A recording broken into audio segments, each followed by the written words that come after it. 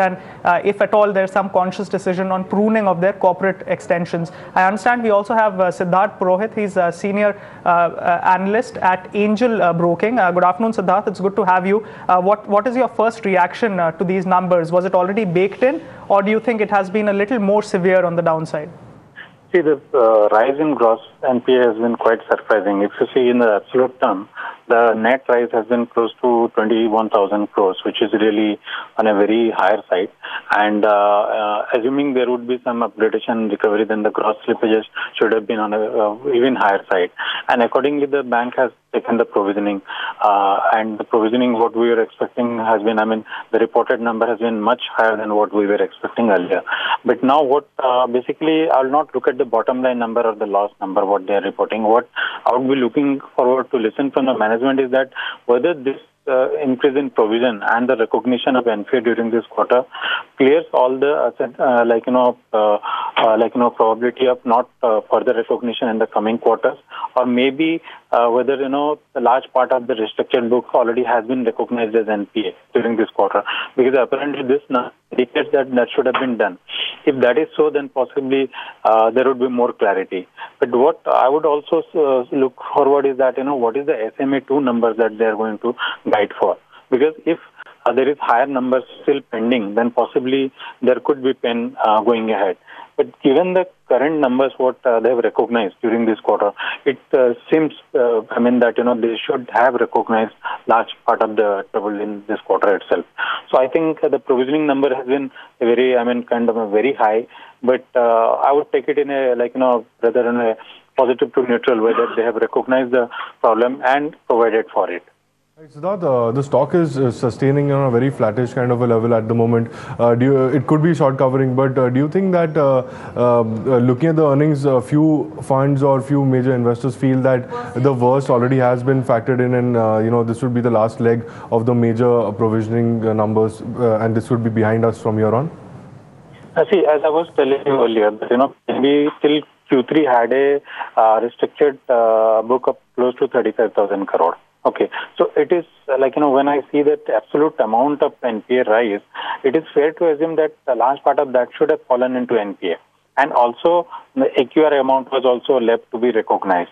So, given the current number, it seems that they should have recognized, and a large part of the problem should have been over. But as I told you earlier also, that key to watch would be the SMA2 numbers that the management should highlight, that this is the balanced problematic asset left out for recognition. That is the key to FY17 numbers, or maybe the provisioning number that one can estimate. So I think given the current number, I feel that they should have a recognized, and there should not be much of pain left. Because at close to 12.9% of gross NPA, you can't expect this to keep on rising. So ideally, this kind of rise we have not seen even in other set of banks. So I believe that a large part of the pain they should have recognized by right now. Right. Siddharth, you're right. In pointing out, and as we obviously call it the watch out list, what is the watch out number? Because possibly certain accounts that have already attained SMA1, or more importantly SMA2, as you mentioned, that are likely to show up in the next 30 days of non-interest payment, also might be, I'm assuming, a sizable chunky amount. So if that number also comes out to be a burgeoned or a swollen up number, that can really spook the street even further. The stock for now is holding out, but for the fresh slippages number, for the fresh slippages forecast of the year ahead, for the fiscal going ahead, as also the attainment of SMA2 and the chunky accounts that have attained that. Siddharth, do you have any numbers in terms of what was the SMA2 attainment in the previous quarter possibly, or the watch out list, the watch out quantum in the previous quarter, Siddharth? No, I don't have ready with me that number, but what I believe is that, the restructured book also was close to 35,000 crore. So, and out of that, let's say 7,000-8,000 crore was roughly from the SEV amount. So, the balance itself is again, sticky accounts. So, I would say that, and normally the SMA2 number keeps on changing. It's not that every quarter it can change. So I would say that, it's better to wait and listen from the management what is the, total numbers to be worse. So instead of, looking at the past number. So let us see from the management and hear that, how much troubled asset they're left with. So, and market will basically judge those numbers rather than, the Q3 numbers. So would wait and, listen to those numbers carefully and do our revised estimate accordingly. All right. Coming to you, Sharmila, in terms of the pre-provisioning profit, now if you take a look at the operating profit number, it's quite stable, 3227 crores as opposed to 3202 crores. So it's a marginal increase on the pre-provisioning profit front. And even if you compare it sequentially, it's almost a 300 crore increase in the pre-provisioning profit. So that's saving grace, of course. But having said that, in terms of SMA2 and the accounts that are likely to show up, of course, we are discussing now, but the management commentary will be important. So till that time, it will be mere conjecture. But what will your comment be on at least the operating profit front, which seems to be a stable number? But I think that was never really too much in doubt, because I don't think that you have this this problem with most of the banks, really, especially the larger PSU banks like of the stature of PNB. I think the entire, the whole argument and the whole discussion really only has been about stressed assets. Again, I think where PNB was concerned, you did know that probably where stressed assets were concerned, they were maybe one of the largest states, likely to take the largest hit among the larger PSU banks. So I think now really the question remains, as you all have been discussing, that how much more? Because I think if you get a sense from the management that, this is it and, we've just come clean with everything, with all the skeletons in our cupboard, so to speak, then I think, market will just take it in its stride and move on from there. But I think it's important because I think the management commentary, whether they've revealed everything or what is their comment on what is likely to turn going ahead, those will be the important things. And I think that perhaps in hindsight, we will see this as a turning point for not just PNB, but for a lot of banks because, they've sort of now faced the problem head on and, they've chosen to do the tax write back sort of route rather than, paying taxes every year when you're actually sitting on potential NPAs of such a large magnitude. So while it is shocking at one level, I think it's really the management commentary which is most important at this point in time. Right. Sharmila, since you spoke about the tax write back, it's important to also mention that this 5,000 crore loss has come on back of a significant tax write back as well. As Sharmila was pointing out, 1890 crores, so almost a 1900 to 2000 crore of a tax write back number is what is cushioning the bottom line even further. Sharmila, a word on that. We have seen a whole spate of heavy tax write backs even for the tier 2 public sector banks. Yes, absolutely, and I think it makes sense because you can't really be paying taxes on the one hand and really, as I'm saying, sitting on books where the holes left by stressed assets could be as large as what we are now beginning to see.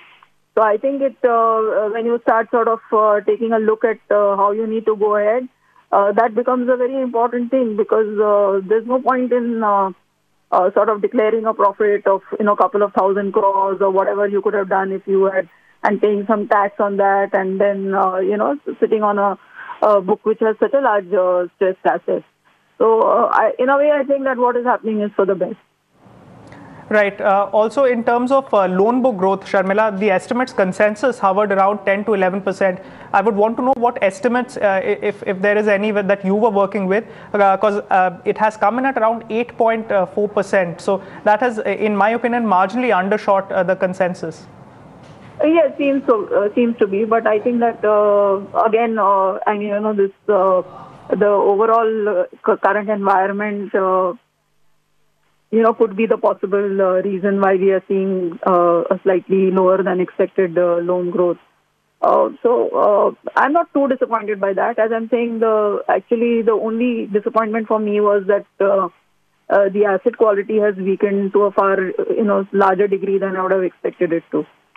Right. Siddharth, coming to you now, we have engaged with even other public sector banks, and some of them were of the opinion that the strained corporate book, which is in terms of interest repayments and payback, they are on back of that, they are consciously taking decisions to prune down and reduce the size of the balance sheet as far as corporate exposure is concerned. Do you think something like that is viable for a bank like Punjab National Bank? See, given the current scenario, it is prudent on even the PSU banks to little go slow on the loan book part. because what matters is not only growth but profitable growth. If there is high slippages in the industry and particularly from the corporate side, it really doesn't make sense just to grow your balance sheet without taking proper risk. So what I would rather be happy that if the management is able to grow on a even lower single digit, but able to contain their further slippages. So expanding the loan book is not the solution, rather than containing the NPA is more important. So I mean, I'm not disappointed with even 7-8% kind of loan growth. But what I would do, I mean, even if let's say next year they grow by 8% loan book, it is fair enough. But the NPA in terms of absolute number or maybe the percentage number at least should start stabilizing here onwards. That is what the key is. So, and when the industry itself is growing at 10-11%, then I don't see, I mean, any negative if the bank is growing 7-8%. So what I would expect to listen from is that possibly single digit loan growth and possibly more stability in terms of asset quality for FY17.